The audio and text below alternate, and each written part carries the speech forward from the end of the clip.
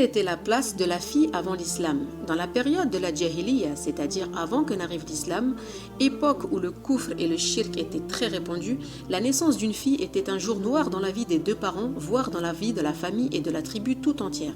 Cette société en était arrivée à enterrer les petites filles vivantes par crainte du déshonneur et de la honte. L'enterrement de la fille vivante se faisait de manière atroce et cruelle. Il n'y avait de place ni pour la compassion ni pour l'amour. La fille était ainsi enterrée vivante. Il y en avait qui, lorsque leurs épouses accouchaient d'une fille, la laissaient jusqu'à ce qu'elle atteigne l'âge de 6 ans, puis ils disaient à la mère « Parfume-la et agrémente-la pour que je l'amène chez ses proches parents », alors qu'ils avaient creusé pour elle une fosse dans le désert. Wal'iyadu billah. Une fois sur place, il demandait à la petite fille de regarder dans le trou et en profiter pour la pousser au fond avant de la recouvrir de terre avec cruauté et atrocité. Quel peuple pervers et inhumain!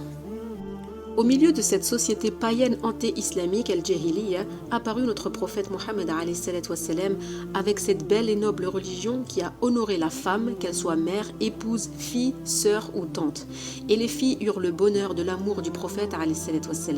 En effet, lorsque sa fille Fatima entrait, le trouvait, il se levait, prenait sa main, l'embrassait et la faisait s'asseoir à sa place. Et lorsque le prophète entrait auprès de sa fille Fatima, elle se levait, arrêtait sa main, l'embrassait et le faisait s'asseoir à sa place. Et parmi les témoignages de son affection et son amour pour ses filles, il y a le fait de leur rendre visite, de s'enquérir de leur situation et de résoudre leurs problèmes. Walhamdulillah.